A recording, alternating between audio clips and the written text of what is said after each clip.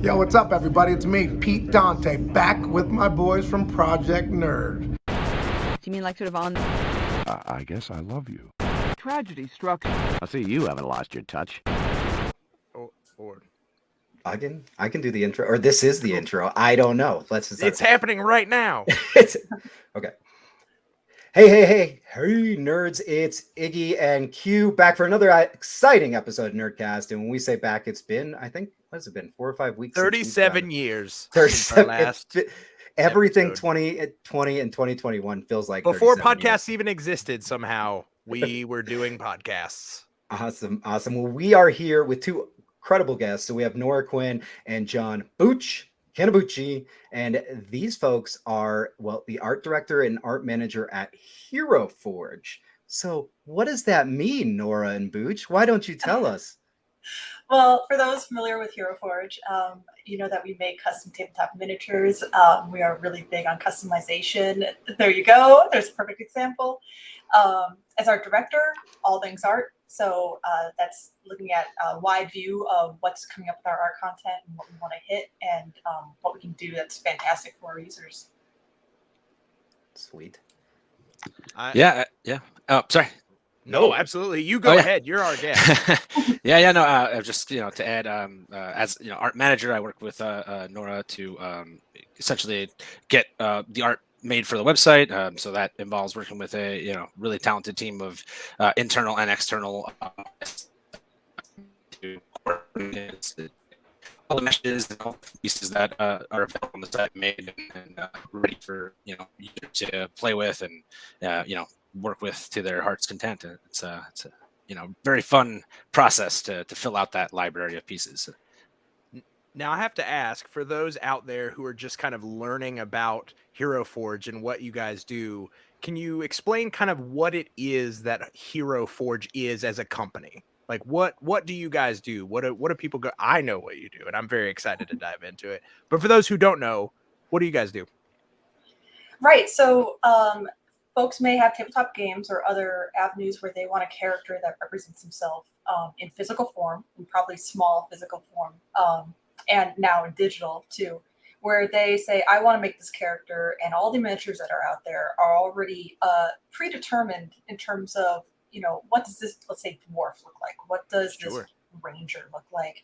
They're making a lot of predetermined choices that, while a lot of the art can be really stellar and stuff, there's a big need for folks to have representation and awesome choices sort of given to them, put in their hands so that they can create a character that really aligns with what they want to make. And so that could mean a character that looks like themselves, has hair like they have, is their height. We have colored plastic technology as well, so you can get this printed in 3D color plastic printing and get that shipped right to your door. So that can look just how you want it to. And putting the power of that in our users' hands has really led to some incredible results. So far beyond what your own imagination can give you. Their needs for these characters and what they look like. What does their demon hunter look like? What does their warrior look like? It's just been massive for them to create their custom character. That is so stellar. I will say, so kind of taking your website for a test drive, for those so people kind of understand what this modification ability looks like. For anybody who's played Fallout 4, this is like essentially the unlimited ability to customize your character. It feels like, and there may be limitations, but I'll tell you, taking a spin on the website, it doesn't feel like it. Like, it feels like I can change and customize anything I want. I can make this character anything I want it to be. Now, us just meeting for the first time, there's no way you guys could have possibly known this, but my wife and my 2 teenage daughters, we have an ongoing D&D campaign that we run during summers. And we have all created individual characters for ourselves. And because I was so sadly unaware that this existed, we took it a step further because we couldn't find characters or miniatures that represented ourselves, and we would just dress up in costume when we play because we really want that. But now I will be absolutely ordering I will be ordering a miniature version of myself and also dressing up while I play D&D from now on. It's such a cool thing. Are you both, and I don't know if this is putting you on the spot or not, but do either one of you or both of you play tabletop games as well as that? Or is this just like I do art, but I don't play what we make? Is that okay to ask? Nope. So I came from way less of a tabletop background, way more like video game kind of MMO stuff. So kind of adjacent to, but not tabletop gaming. Thankfully, when I joined the company, I played my first few rounds with some, fellow coworkers. I had no idea it could be so fun, so funny. I remember being in tears laughing. I mean, that was our style of play. And the website helped me create my character just by the nature of you could put sort of anything anywhere, even though this was some years ago, so it was a little more limited. But that inspired the creativity of, oh, wouldn't it be fun if this character held this and that, and that's what made this character, and I'm going to build a story off of that. So that was my history, at least. I love it. Yeah. Booch, are you reconnected now? Yeah, how's the sound? Better? Oh, Oh, you much sound better. Great. Great. Yeah, that happens once in a while. We'll hope it doesn't happen again. But yeah, no. I come at it from an art background, but I have a really large nerd background. If you could see the rest of my office, you would know how much I'm into this stuff. But I actually have played D&D for a long time. Recently, I'm in a long-running campaign that's several years running, and it's actually one of the reasons I got knowledge of Hero Forge in the first place. Essentially the exact reason that the site is there is what brought me to it, which was coming back into D&D, as a lot of people are nowadays, this huge resurgence, and just wanting a custom character that just fit exactly what I was playing. And I actually got my first Hero Forge mini as a customer before looking for work with the company, and play with that mini for a year or so, 2 years. And just elevated the experience at the table to have something that was so easy to see as my character. And I love a lot of the pre-made minis that are out there. There's some beautiful artwork that is involved in those.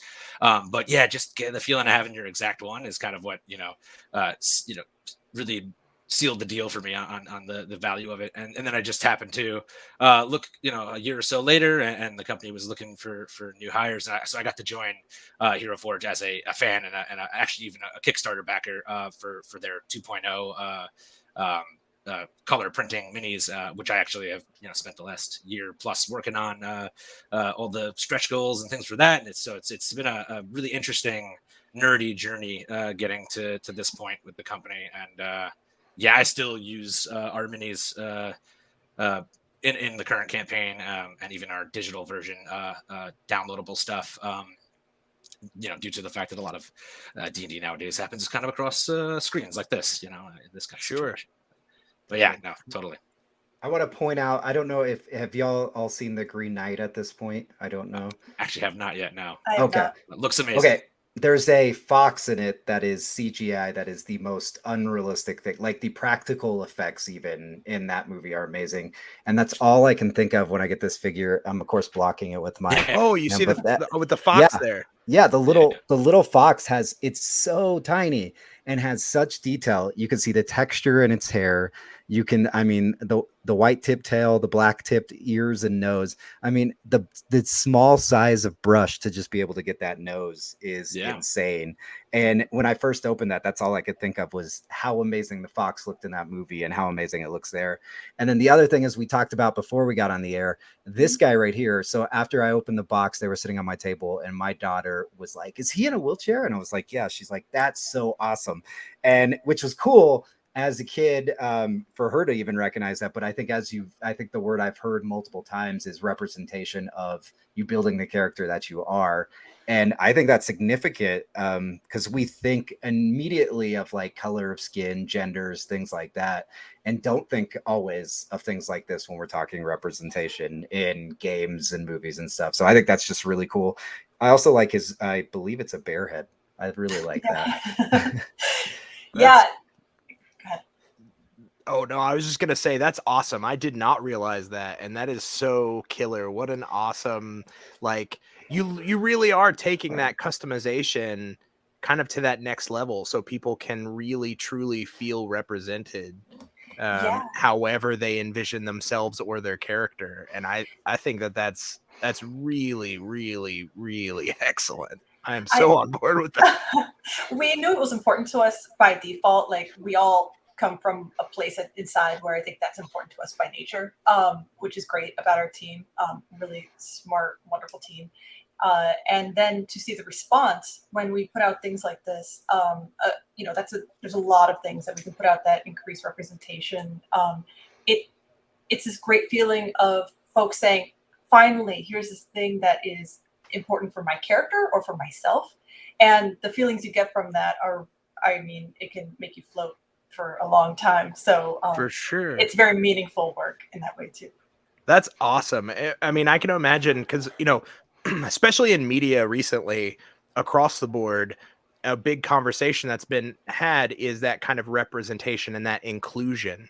And I think it's important for, even in these fictional characters that people are depicting, right? It's important for people to be able to see themselves reflected back in their character, to see people that look like them or look like, you know what I mean? And so I think it's really awesome that you guys have included and put that into kind of the structure of how everything's put together. I have to ask, just from a layman's perspective, what does that process look like? Like, let's say I go to your website right now and I customize a character. What does that process look like from me sending that finalized design through to actually receiving it in the mail? I would almost want to say that's the easier side of the process at first glance. The pre-production side is so much heavier. I know Booch can speak to that a bit too. Almost once the user designs their character, then we're like, okay, we can send this order off. We can get it printed, really great color printers or non-color, and get that shipped. But Booch, if you want to talk to the front end of that, it's a whole other deal. And it's a good example of how the art process kind of goes through here. And something like that, we start with concept almost always. That's the case. We'll reach out to an external artist that we have on board who will take essentially inspiration and requests that we have and concept those out in 2D, nice, clean sketches. From there, we take that and we send that out to sculptors who actually create the art in ZBrush. We have a very extensive, so due to the complexities of the system, we have a very extensive system that needs to be kind of taken into account as the design process goes through. So even for just something like that hair, we have to think about how it'll play with all the other parts that interact with the head, helms and crowns and things of that nature. Even just different shaped heads, like you have that bear you pointed out. That bear could have a bowl cut. So how does that fit on a bear's head? So we have alien heads that have to work with that same piece. So there's a lot of considerations that go into it. So we take that all into account. We work with the sculptors, and we have decently extensive internal system to kind of work out how things will work together. And once the sculpt is complete, we then pass it along for final art and retopology and essentially making it for the website a working version of that art that can be viewed by people who are visiting the site. And our internal artists take it from there and they hook up all the systems. We work with a lot of proprietary things here, a lot of software that is available to the public, like ZBrush and Maya is a big part of our process. But a lot of it's proprietary, the systems in which we use to import those meshes onto the site and get everything live. But yeah, that's all taken care of internally. And there's a lot of considerations. The hair is a good example. Something like a glove even is a good example of like a very complex part that needs to work well with all the different shirts and sleeves. And when we design a part, it's never just that one part that is designed. It's how that part interacts with our entire system of parts that may interact with it, which is it's a bit of a juggle to say I the have least. to ask, Have either of you seen the series Mythic Quest on Apple? I've seen a Plus, few yeah. episodes. Yeah, I really Yes. liked it. I need to watch more. Yes, absolutely. I Yeah. highly recommend checking it out. But just hearing you discuss the level of, you're like, all right, so we take this bowl cut, and then we have to figure out how that's going to interact with a bear's head versus an alien's head.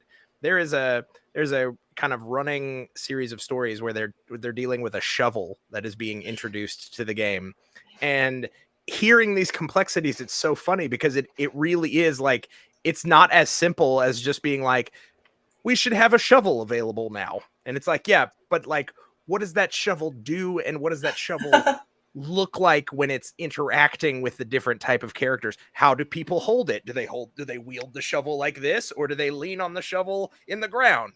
And so I mean, that's is it a just- two-handed shovel? Is it a one-handed shovel? exactly. How do you attach a shovel to the Exactly. back? What if you want to Side, attach 5 shovels? Listen, Yeah. And all I know Six-armed is that character. that shovel, if I hit someone in the head with it, their head needs to explode. It is definitely how the shovel works. That's a really crazy, like, I didn't even think about how, but of course that totally makes sense. How you would have to account for all of those different Yeah. variations. It's not as simple as like, we want a bowl cut haircut. It's like, done. Right, Instead, and- it's like, sorry, Yeah. I mean, I'm just excited by this. And then you Yeah. support it forevermore. So, you know, who are we to make the call that a bear should not have a bowl cut?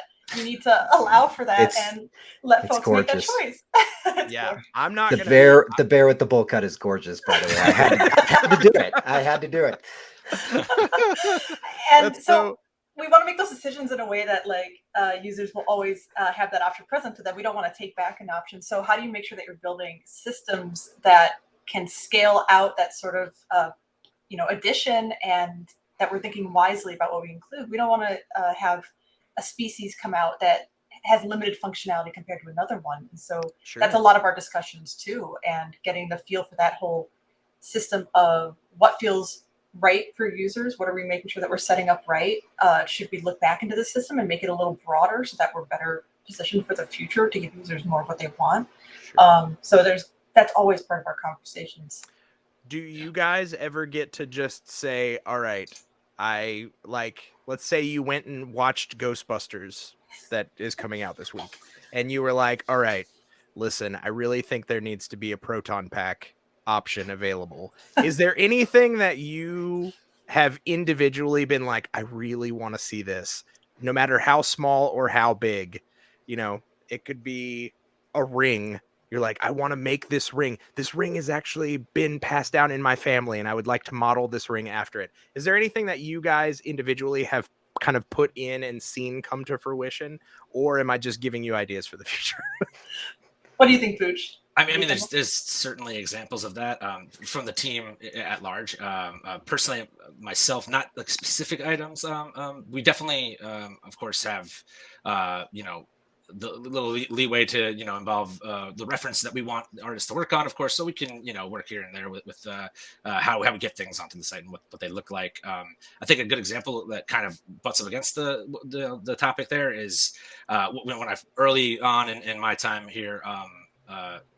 We got a large kind of set of Dragonborn heads and dragon type characters that were worked on and released, and a lot of dragon related things. And that happened to be the character that I was am still playing at the time in my campaign. So it was a bit of a guilty pleasure to kind of get to essentially work on bits and pieces that I was going to add to my character.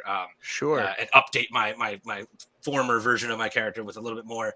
It got even more what I was imagining in my mind with the extra capabilities that we were working on. It was cool to get as one of my earlier projects, get to work on those pieces, and now they're part of my printed mini, and that's it was fun to plus my guy up a little bit. I can answer a bit for mine too. Yeah. For me, early on, back when we were a smaller crew, we knew that we sort of wanted to do high heels someday, and we needed a lot of tech in place in order to do that. And finally, the day had come where we had enough things in place that building this out would be supported, and we were doing it the right way. And I remember having a discussion with Tegan, our CEO, and he was much more hands-on with the art as we were starting then. So we had a chat about heel heights, and we sort of landed on, okay, one heel height is fine. And I knew in the back of my mind, I'm like, this isn't fine for me. I think actually I need to sit Tegan down to say, I need 2 distinct high heel heights. This is important for me. You know, the super steep heel versus a sort of more moderate angled heel. And it was this thing, I'm like, maybe this only matters to me, but this meant plenty to me. And he was so amenable and was like, yeah, of course, let's do a couple of those instead. But I think it resulted in all of these great high heels coming out, which for my characters I wanted, and so to be able to give that functionality too, I was really excited about. But definitely it was a personal request in the back of my mind. Once we get things squared away, I would love to lean into this.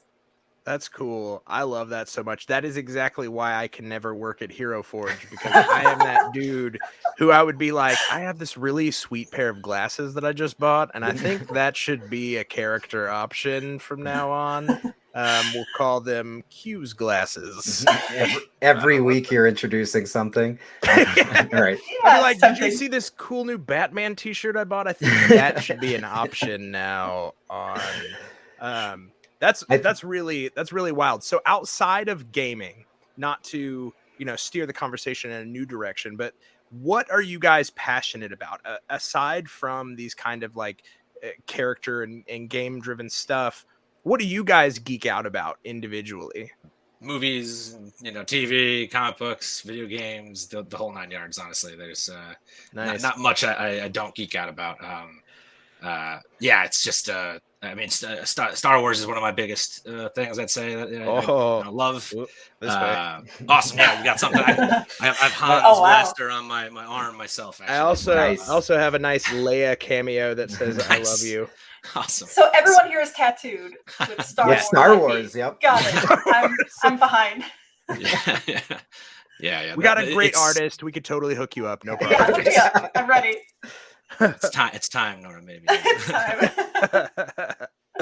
I feel like there's not much nerd things that how can't you love it? It's sure. Especially nowadays too. It's just like the most common thing to love, comic book characters and things like that. Like I wouldn't know anything about any of what you're talking about. I personally live a very boring life. I don't nerd out about anything. Nora, how about you? Is there anything that you're particularly like passionate about?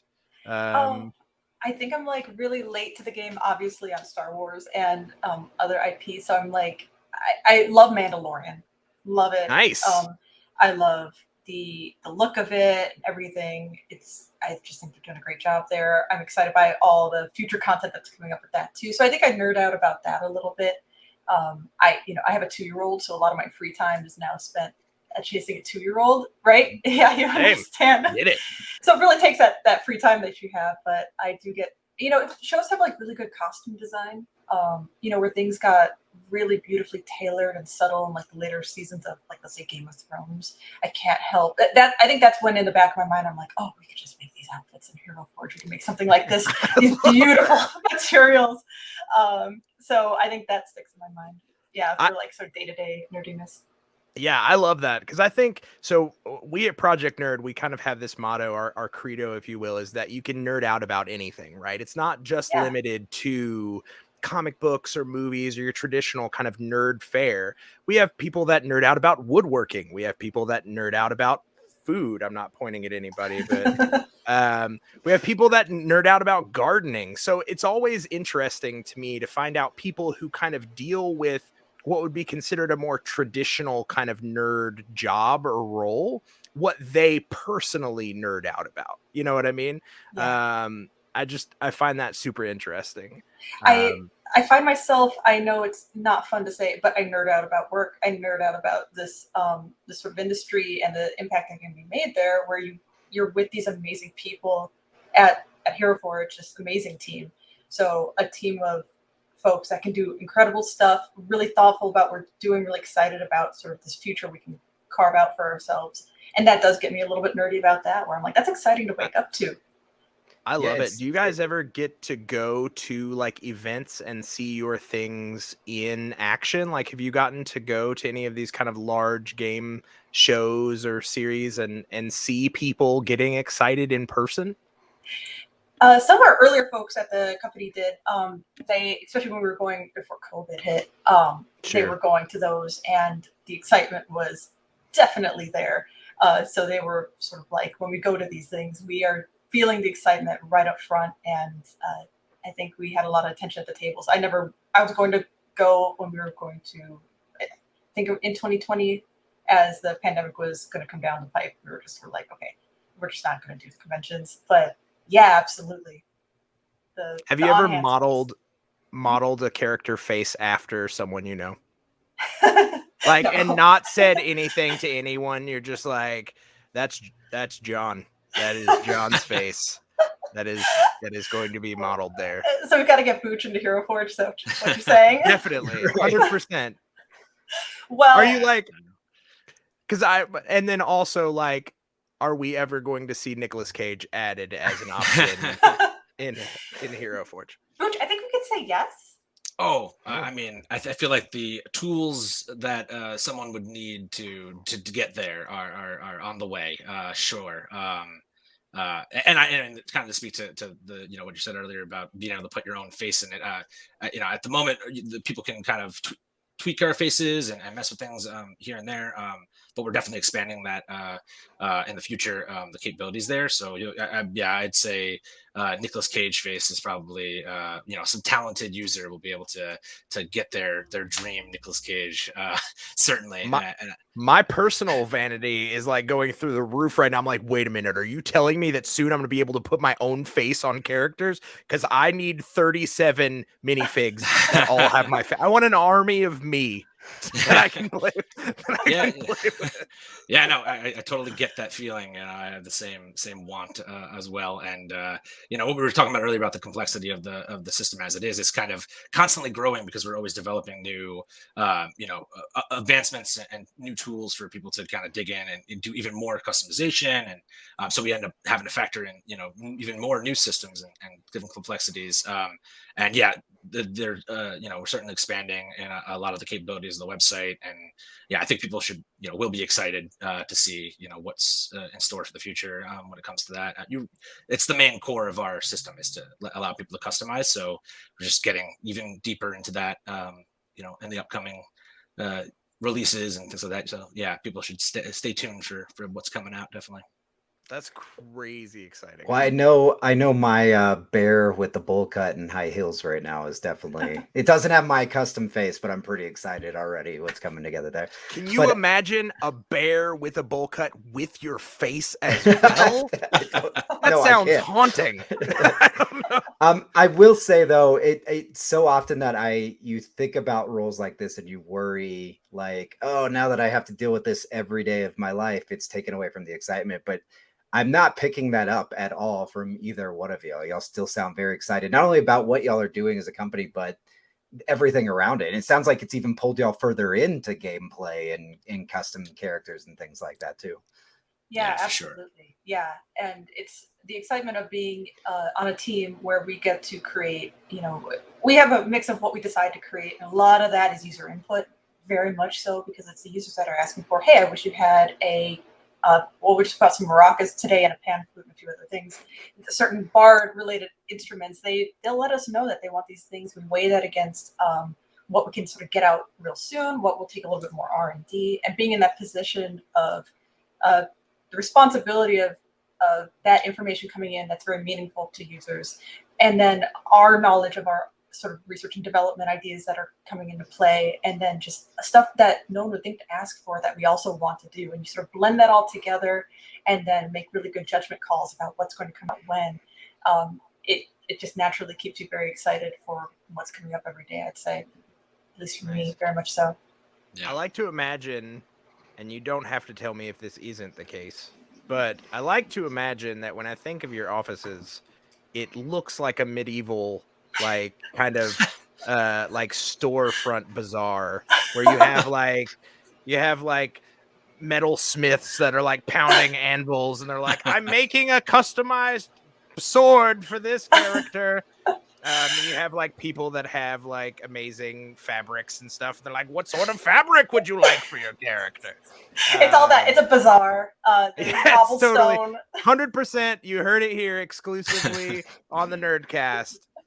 Hero Forge offices are indeed a strange medieval bazaar. It's the only one in Santa Monica, California. Yeah. It's so perfect that we got Just that a weird, property. but each of those little stalls has like a computer installed, and that's where like when people put their orders in online, it like pops up at the blacksmith, and he's like, "Oh, horseshoe, okay, here we go." I love that. So there's If that's a not the shield case, with a it should be. face, Q, so we could A put the face face shield? on the shield while the bear with the bowl cut is holding it. There you go. Excellent. I was trying to find the maracas. I got really excited. I about do that, have but to I think ask: you were is saying- the shield with the face on it, is that supposed to say that the shield is alive, or is that insinuating that it just It has looks a like a face crest, on the like a crest Oh, okay, style like a shield. crest. I Got could it, got it. default to the experts here, but I would say that's what it kind of. Is this a living shield, or is this a crest on a shield? Nora and Booch, help us. User's choice, I suppose. You know. All right. Yeah. Perfect. Honestly, that's the beauty of it. You can whatever your imagination feels like. You know. That's We have some amazing. amazing users, like some really amazing users, and the creations people make. I find our system to be really complex and intricate, and I'm still amazed at some of the creations people make with our system that I just see daily. So yeah, Do you ever? Yeah. Do you ever have stuff that just blows your mind with how Oh. bizarre it is? All constantly. the time. Yeah. Like you look at something and you're like, "What is this?" So That item, like that wasn't ever in that. I think where Booch is cutting out Oh, there no, again. sorry, Booch. Give it a sorry. No Sorry worries. about that internet. I yeah, can at least Yeah, go ahead. what so we have a Facebook group called the Creators Guild where folks that are really invested in finding really great miniatures from Hero Forge and making them post there. So we keep eyes on that once in a while to see what's coming up with, and they're just so far and beyond what your imagination could do, and it's so exciting because they're sitting there with Hero Forge, so their focus is really on what can I do with this. And on the Sure. internal side, we think about that, of course, but our focus is get them what they need, get them what they want, give all these great features to them, and let's really stack that and make really impressive releases, which are going to be increasing in volume and theming and awesome stuff as we go forward too.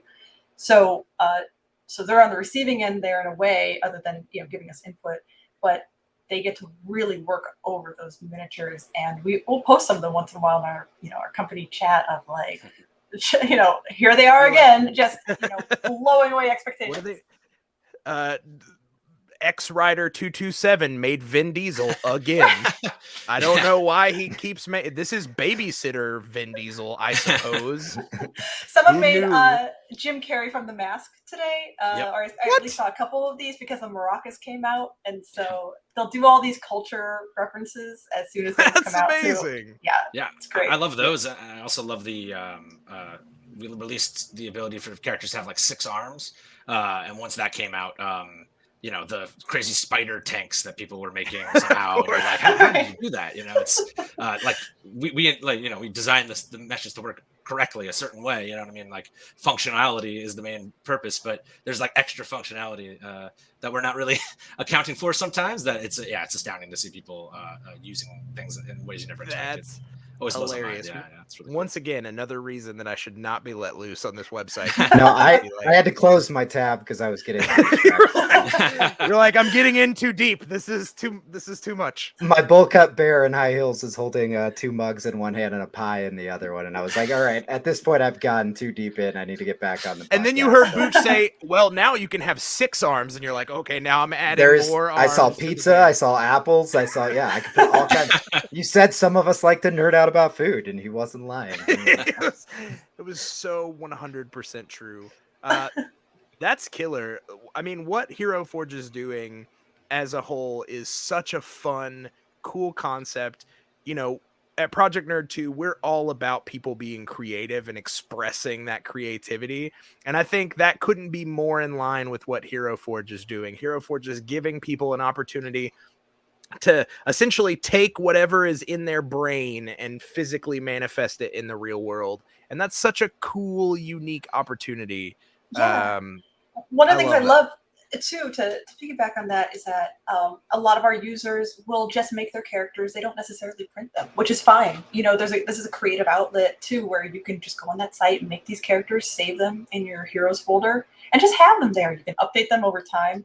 And there's a lot of passion for that as well. It's not like a requirement that you need to like get this into sort of purchase state. So I think that brings a lot of fun and interest to the site. Of I can go right onto the site and just start creating a character and whatever it is that I want it to be. And I think that freedom ignites a lot of imaginations. Yeah. Another item to, I was going to say another item to call out with that. Oh, is that Booch go? I'm sorry. Oh, good. I was just going to say another item real quick to jump in there too, is when we were talking about the figures being sent over, the option still is there to paint it yourself, because that's a big deal to a lot of these people who do the small figures. They like to paint them themselves, so that's still an option even with these custom characters. For sure. Yeah. And a lot of price huge points. range of options for how people want to print these things and deal with them on their table, or even just do digital versions if you're interested in that. If that's how you approach your tabletop experience, then there's that as well. But yeah, I personally love mini painting. Like I said, I was a customer before I was a employee here, a teammate here. So there's plenty of options in that. And then if you really want to, let's say you don't have the background in painting, or you lack the time to really get into that. You pointed out the tiny little nose on the fox. Not everybody wants to or has the ability or time to do that themselves. And that's where Look at that fox. Yeah, that's where our color printer really comes in. The gradient on that wing on the angel there for as an example, that's difficult for a lot of people to do. I mean, as a basic. Oh, I'm not doing it. That's for sure. Sure, yeah. So, and then we even offer like professionally hand painted minis as well, if you want to get into that as well. But yeah, it's a whole range. Kind of get to everybody and all the different aspects of this hobby, because it's a big hobby with a lot of different ways to approach it. So yeah. Sure. I'm not even allowed to paint whole walls, so I definitely need I definitely can't paint. I've been kicked out of rooms painting whole walls because I can't do that. So anyway, so I want to ask, we kind of tangentially mentioned 2020 earlier. I think when we jokingly said it's been 37 years since our last podcast. Now I have to ask, what was 2020 like for Hero Forge? Like, did you see that people I mean, obviously people were in their homes a lot more. A lot of people are doing sort of these projects, and we've talked to wide ranges of folks. We've talked to cosplayers too, who, spent an entire year working on their dream project because they had the time and and then we have other people who were like, I didn't do anything because I couldn't function. Did you guys kind of see any of that? Did any of that translate into what you were seeing coming across on the website? I think we were in one of the rarer positions of, not only were we set up to work from home, because we already had a work from home structure in place for a couple days a week. So we had home computers as well. So we actually pivoted over to home really effortlessly, which was a great thing that the company sort of set up for everyone. But we still noticed that there was a lot of interest in miniatures and miniature creation. And for us, our work really didn't skip a beat. So it sort of just kept rolling, which I think was, at least for me, really anchoring during a very confusing time, to be able to have work continue. We did not feel any concern there necessarily. So I at least just was like, well, I'm going to keep working and work real hard, and this will get me even more focused on my work. I know there are points where I'm sure plenty of us felt like, okay, let's dial back from work a bit, because work is definitely in our home space now. It's hard to disconnect once in a while. Yeah. Well, I would imagine too that the feeling is probably same for a lot of your customers too. I'm sure that they were comforted by the fact that they can continue to work on these things, and they can run, like you said, Booch, you'd mentioned earlier. I know several people that started online campaigns specifically when that happened, because it was a way to still like kind of connect with their fellow person and still enjoy something that felt communal, as opposed to that isolation that kind of everybody was feeling. Was the digital version of these characters, was that something that existed pre-2020? Like, was that pre-pandemic that you could do either a digital version or a physical version? Yeah, for sure. What you mentioned people transitioning to the digital version. I actually personally did that with my game that we currently are playing in, and we just transitioned to digital versions of our custom minis. So it was pretty seamless, and they work really well with all their the current digital platforms that exist. But no, yeah, to your question, that did exist before the current situation. Mainly they were sold digitally for people who have their own at-home printers, who are into the 3D printing hobby itself. And so, yeah, that's how you would you purchase a digital version of the character you design through us, and you get the file, and then you'd be able to print on whatever type of printer you have at your own local area. You could print those files. So that's a thing that we kind of always had, but I would say it's definitely something that's expanded since then. And I think the demand probably would make sense that it's increased as well, with that transition. But it is a pretty seamless transition. From personal experience of like you're at a table, and unfortunately, the current situation being as it has been, a lot of people had to make that switch, and I think it was useful, at least for my party and the people that play at my table, to be able to have that as like an option. But yeah, it definitely a lot of 3D printing hobbyists out there that want to print their own minis. I don't think anyone has the availability to do a color print in person yet. That's a tech that I don't think anyone, I'd be surprised if anyone has that in person yet. Which is pretty awesome. Yeah. It's something we bring to the table. It's the technology that is still even though I work with the company and I do, a lot of the intricate details of the work, it's still kind of nebulous to me how that's even possible in a lot of ways to pull that off. So it's cool. Yeah, it's a tech that got me excited before I started working here, and is one of the reasons I was one of the backers on our 2.0 Kickstarter. Yeah, I feel like the timing of it was sort of serendipitous too, in that we were sort of laying the groundwork for the potential of if there was a colored printer that could work. We kind of were testing things out enough to say, is this even possible for something that we could deeply R&D, which would take much more time and effort and focus. And then when it looked like it did, and we launched a Kickstarter for it, and the Kickstarter was successful, it was sort of just perfect. It was just what you'd hope to bring to a product like this. And the 3D color printing is such a new technology, so we're really in that first generation of it. And so at least I'm personally excited to see where that goes 5 years from now, even less. Sure. What is that going to look like? I have a kind of a weird question, and I don't know how this works or if this is even possible, but like, are there opportunities within Hero Forge to do like licensed things? Like for example, I just go back to the Ghostbusters again. Like, is there an opportunity, or is it a thought process that maybe down the road, or have you guys in the past had like a special item available that's like, this is a licensed thing that you can have on your character and introduce into that world? That's a really interesting question, and I think one that we sort of looked at, over time too. And I think that conversation's not ended.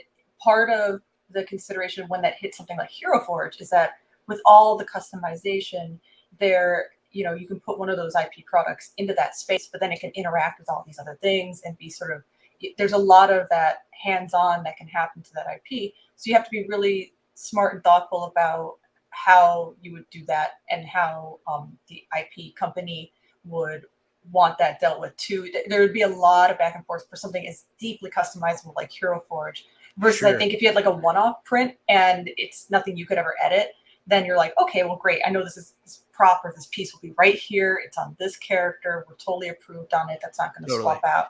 So yeah, it's You kind of definitely have less control over that IP stuff that way, like, for sure. Yeah, exactly. Yeah, I think that's like a fundamental part of our mission statement too, is to not kind of compromise the customizable, aspect of it, to make like one thing work one way. You know what I mean? So Sure. That's definitely a consideration that that goes into this stuff. But you never know what the future might bring. But yeah, sure. I think Q just really wants those Ghostbuster ones. I know. I hear you fully. And I know you guys didn't ask, but yes, you can use my face. Totally fine. Screenshot. I'm okay with it. I will sign whatever needs to be signed. I know there's a high demand. It's fine. Well, we're getting. Oh, go ahead. I was just gonna say on the end of that, the face customizer that we're coming up with is really something else. It's on a whole different level. So we know that was one of our Kickstarter stretch goals that we are doing for sure. But we made sure while we were talking about it, we're like, let's make this the most rad thing you can, frankly. Which means a lot in the tech space of what we're building and structuring there. But I think it's going to be very cool, and I'm very excited about it. Yeah, Awesome. we beefed up the team for it to work on it, and we brought on some really amazing artists and people that work in the industry to get that accomplished. And I can't wait for people to. Every time I see what we're working on there, it's like what Nora was saying. It's exciting to come to work, every day when you get to see stuff like that. It's really, it keeps it interesting, and it's just like, I can't wait for the audience response to what it looks like when it comes out, because I think it's going to rival some of the, higher end game customizers that are out there, like, that you're getting like a decently, complex game customizer. So it's cool. There's a lot of capabilities that I can't wait for people to get their hands on. Really cool. Nice. Perfect. Okay, Well, we're Nicolas running Cage. tight on time and we'll get that Nicolas Cage, but obviously heroforge.com. I see the Facebook, Twitter, Instagram, YouTube logos. You guys are obviously everywhere, so you can check it out. Well, we've learned a lot about Hero Forge, but I want to learn more about Nora and Booch. So I'm going to hit y'all with a couple minutes of lightning round questions. So I'm going to ask real quick questions, and you got to answer quick. So that's the theory there. So, all right. And feel free to just each jump in when I ask it. So first question, you get one fruit to eat for the rest of your life. What are you getting? Apples. Sure, apples sounds good. Yeah. Apples sounds good. So straightforward. You can We eat, now you can know eat why fruits if there you are want something apples in different. Hero Forge. Right? We needed that. You've got you're stuck, unfortunately, post 2020. You're stuck in a bunker for forever. You get one movie, but you got to pick it quickly. What movie are you taking with you? Oh, The Count of Monte Cristo. I don't know. Princess Bride. Princess Bride. I can just watch it over and over. Over and over. Both those are good choices. All right. You get to play one video game for the rest of your life. What are you playing? Wow. Ooh, I'm not prepared for this one. Rest of my life. Yeah. It's supposed to be a lightning round. Yeah, I got one. I guess one of my favorite modern games. Let's say BioShock Infinite is probably the one I would pick. All right, I've got mine, and this is where I'm hobbled, is that I need to play Skyrim some more. I've been so busy that I can't play Skyrim. I just want modded Skyrim. I need time to get the mods in place, and I haven't had the time. 2-year-old again. Skyrim, absolutely. Okay. Solid choices all around. Thank you. Right. I need a book recommendation. What's your book recommendation for me? I just started reading Valley Forge about Valley George Forge, Washington. I think it's pretty cool. Okay. Can I recommend a comic book? Oh, definitely. Yeah. I don't know. I would recommend the comic book Superior. I think it's one of the best comic books. Okay. Mark Millar. Go for it. Yeah, Millar World and all that. Hopefully, a lot of that stuff's coming over to Netflix. Q, actually, I don't think I've ever asked you that one. What's the book you're recommending, or comic book? I actually read a really amazing book this year. It's called The Hike by Drew McGarry, and it's really amazing. So, okay, I think that. Yeah, it's is good. it fiction? It is fiction. It actually, I think it would probably play to the Hero Forge audience pretty well. It's about, very quick synopsis is, it's about a guy who goes on a business meeting at a hotel, and he has a couple hours to kill before the meeting, and he decides to go on a short hike, and he ends up in parallel universes trying to get back home. And it's very, very good. All right. Awesome. All right. Well, your recommendation definitely stuck because we were asking for more. I want to know. So, all right. And then last question for Nora and Booch. How many, just off the top of your head, how many miniatures do you each own? Gosh. I only have like 3. Okay. Yeah. Dozens. Dozens. Hero Forge ones alone, at least 12. And then, okay. I have some others as well. Some handmade custom ones too. But no, really... Yeah, at least a dozen Hero Forge minis. Do we get to count the miniatures that we have at the office? Because I think that ups our numbers significantly into the hundreds. So let's not personally there. I'm speaking on behalf of the company for having hundreds of miniatures at the office. But I feel like at the office there's just miniatures everywhere. Is that the case? Yeah. They're Yeah. just everywhere. Oh, yeah. Yeah. Well, they're all inside their weird, bizarre stalls. Right. With Hammer the, the way out. with the yes. iron worker, they Absolutely. also have just like little minifigs. I have to ask, and this is a good lightning question. Not that I'm not saying that this exists, but is there a rivalry? Do you guys hate Lego minifigs? Like, is it like it's like no, ours is the real kind of minifig. Those are not minifigs. Just hate them. No, You no. hear that, I don't Lego? know, Booch. What do you think? No, not that I can think of. No, Lego There you is are. just Now gonna you're think right there. you What are you hate gonna- them. Cool. Sorry, Like- sorry about that. Lego's going to accuse us of editing that That's out. and saying it. They're like, You're gonna be like, "Mm." this seems edited to make it seem like there's a rivalry that doesn't exist. But yeah, no. Um, Apologies for the internet there, but yeah, no. No, you're good. I'd say it's as far as like the custom nature of things. I think that nothing's really jumping out at me as a specific rival. It's just that there's other things out there. I think we just offer this robust custom library essentially of your imagination's limit essentially. I think is what we really bring to the table. So yeah. Nice. Awesome. Well, I think we're tight on time mainly because I got to go finish building my bowl cut bear in high heels. But joking aside, though, obviously, like we said, heroforge.com, as awesome as it is, all the things you're doing, we also talked too about the inclusiveness with some of the character designs, the detail on them. We really are excited. A lot of tabletop game players at Project Nerd, so it was really awesome to get to have this conversation. So we do appreciate both of y'all being on the Nerdcast with us. Is there before we wrap up, anything y'all want to plug? Anything Hero Forge wise, personal, or anything you want to say before we close? I mean, only that our fans are amazing. We'd love to give them everything that they want. We hear you on all that, and we're just really excited to get that to you so you can make amazing creations. So that's my personal take. With that said, then as a fan, I really want an army of myself. So With Nick Cage's. just throwing it out there. It's gonna happen. It's gonna happen.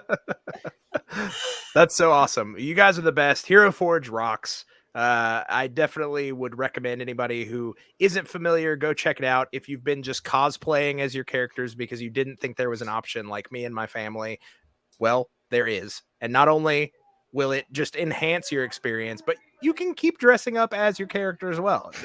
Nobody Why not says that both? there can't be two of you. Exactly. And definitely make sure you check out this interview along with every other show on the amazing Project Nerd Network. And we have some great things coming at you next year. So definitely stay tuned. Yes, look at all of these places. You can follow us, the Project Nerd blog. You can follow us at project.nerd on Instagram. One place that if you're watching this, you're already there is the Project Nerd YouTube channel. So definitely make sure that you subscribe, hit that little bell icon thing that they make you do so that you can make sure you stay up to date with all of the amazing videos coming at you all year long from Project Nerd. Q, what if I'm not a fan of YouTube, or if I want to check out Project Nerd stuff post March 2022? What should I do? Well, if you're not a fan of computers or YouTube, you're probably not watching this. But if you are, you should definitely navigate over to your Roku device because we are coming to Roku. That's right. Project Nerd TV is going to be invading your television at home, and there's nothing you can do to stop us. I mean, I guess except short of not downloading the app, but you don't want to do that. You don't want to be the odd person out who doesn't have the Project Nerd TV app where you can see One and content like only this person. times a million. There's going to be so much great partner content. There's going to be amazing series. There's going to be series that you're already familiar with that are migrating over. It's going to be a blast. There's something for everybody. Come see us. There you go. Well, you got your marching orders, everybody. HeroForge.com, ProjectNerd.com, and Project Nerd TV. Yes. We'll all wave you out. But that's it for this episode of the Nerdcast. Thanks, everybody.